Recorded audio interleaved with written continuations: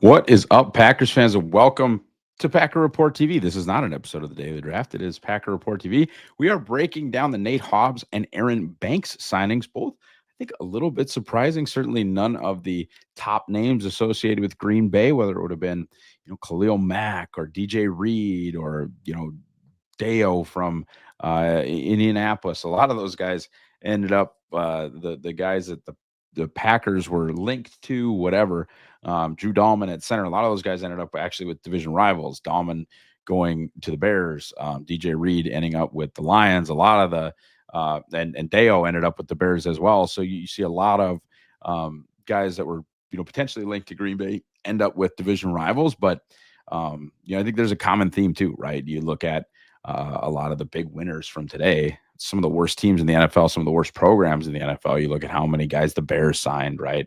Look at how many guys the Patriots signed. You keep hearing, the Cardinals do. It's not good teams. Good teams are not the ones that are making a huge splash here today, and that's kind of the definition of free agency. The Packers, though, did make moves. I think the first one was pretty surprising. Aaron Banks, to me, an above average starter at guard, like Brandon Thorne, I think didn't like the pick, but like I have a huge problem with Brandon Thorne ranking Josh Myers above Aaron Banks. Josh Myers isn't as good of a player as Aaron Banks, and it's a net positive, I think, not re-signing Myers, going with Banks. I think moving either Zach Tom or much more likely moving Elton Jenkins to center.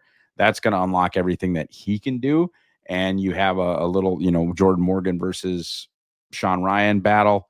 I think they're pricing their way out of re-signing Rasheed Walker.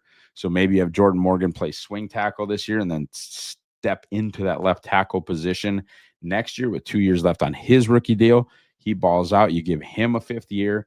They have a lot of options, and Aaron Banks, I think, just kind of plugs one of those holes in. And I think, though, it does solidify what they've talked about for a while, which is that they really do feel like Jordan Morgan is a tackle. I didn't love the Jordan Morgan pick. I still don't think it made a ton of sense. But at the time, you had Zach Tom and you had Rasheed Walker.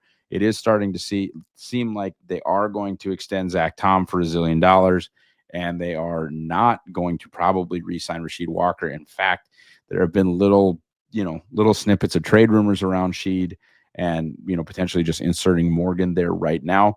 Definitely, I think, takes offensive line away as something you need to do in the first 3 rounds, or even something you should do in the first 3 rounds. You never know. You never know what Goody will do, but they're now, plenty deep in the interior. Elton Jenkins, Sean Ryan, Jordan Morgan play there. They just used a, reasonably mid-round pick on Jacob Monk. Like, they have dudes there with Ryan, Jenkins, all the guys I just talked about. And then at tackle with Tom, Morgan, and Sheed, you probably have to feel pretty good about that. And, the opportunity would be there, I'm sure, to bring back Andre Dillard, though fans may not like that. I think this would be more of the year to add a Packers-y type athlete / offensive lineman, again, in round 4 or 5, as they've done so successfully over the years. But Banks, at 330 pounds, too, offers them, some power at that left guard position. They're going to be pretty big. I mean, if they go Banks, Elton, Sean Ryan, they're going to be pretty darn big up front. And that's going to feed right into everything that Matt LaFleur wants to do as far as getting downhill with Josh Jacobs. Going to drive me nuts and run the hell out of the football. But that's what he likes to do, even though he's paying his quarterback $55 million. To the Nate Hobbs signing, I'm all for it. I think Green Bay is admitting they have a problem at corner. It's going to stress me out. I will say Keyshawn Nixon was a better boundary corner than he was a slot. He was a terrible slot corner. I still wouldn't play him on the outside, but this at least puts Nate Hobbs in a position to play every down as the nickel. He is one of the better run defending corners in football. And I've talked about this a little bit when talking about fits with prospects, right? And that's that the Packers, when they move to this 4-3 system, specifically the Halfley system, it's a lot of getting up the field, even from the defensive ends. Your defensive ends are no longer contained players. They are spill players. They're getting up the field trying to create havoc, which puts a lot of stress on your nickel and your strong safety, or even your corners, to keep everything inside and to make tackles when there's pulls, make tackles when there's outside zone, things of that nature. And Nate Hobbs is flatly one of the better tackling / run defending nickels that there are. In coverage, I mean, cornerback is volatile, right? He has some time and certainly has the size to play outside corner. I think they'll probably play him inside.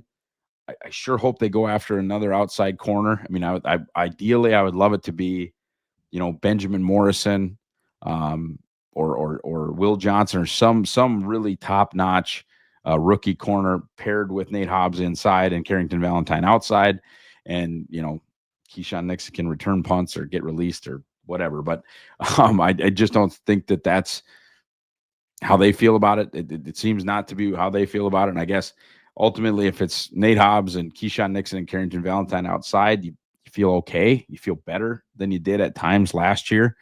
What can they add if they get Jair Alexander back? But Nate Hobbs is at least a good player. Okay, he's at least better than Eric Stokes. He's better than Keyshawn Nixon. He raises your floor. He is, depending on what you think of Carrington Valentine and what he can be, he's either your best corner right now or he is your second best corner. Because like I said, Stokes is gone. Jair's probably not coming back. I like him better than Nixon. I like him better than Stokes, who probably, again, won't come back. But I like him better. Or, the only guy that the Packers have that I think has a chance to be consistently better than Nate Hobbs, if his, 5th, 10th percentile outcome hits, is I still think there's a ton of potential for Carrington Valentine. But even that is sort of a wing and a prayer. I mean, CV is still just a 7th round pick, but they're doing a decent enough job of taking away some of the needs, and at least then they can focus on not a million different positions in the draft. And you want to try and address all your needs to some degree in free agency so that you can just draft for talent, right? Sign for need, draft for talent. That's good business, in my opinion. But right now, it's the defensive front that's it for me in the draft. You're going to see mock draft Monday. Tomorrow, I would assume it's probably going to be pretty heavy on the defensive front because they did lose TJ Slayton to the Bengals. I don't know if any other former Packers have signed. I don't know that Josh Myers has a deal. I haven't been paying that a close attention to, other guys that they might have lost. Lost Slayton to the Bengals. They haven't signed a pass rusher that I can tell you now as of 4:53 p.m. Central Time. And I don't know that they will. If they don't sign a pass rusher or a defensive tackle, they need a pass rusher and a defensive tackle. So that would be something to pay attention to in the draft. I don't know that Green Bay's done. We're just discussing Aaron Banks and Nate Hobbs. And I think I like the Hobbs signing even more than the Banks signing. The Banks signing reminds me a little bit of Billy Turner signing, but just for a lot more money. And this is what they do, right? They sign good players that whatever their team is getting ready to give Brock Purdy too much money and can't retain, to these, second contracts, basically. Like I think Amos was off of his rookie deal. Neither of these guys are like 32 or 33. The Banks, this will be his second contract. This will be his second contract after being a 2nd round pick. Hobbs, I don't know if he's only played for the Raiders or not, but he is not a particularly old guy either. These are just two very Packersy signings. Maybe not the two names that you thought they would that they would take. They did. So, guys, buy the Green Bay Draft Guide. This is free ads, by the way. Buy the Green Bay Draft Guide. Drink this stuff. Go Pack, go.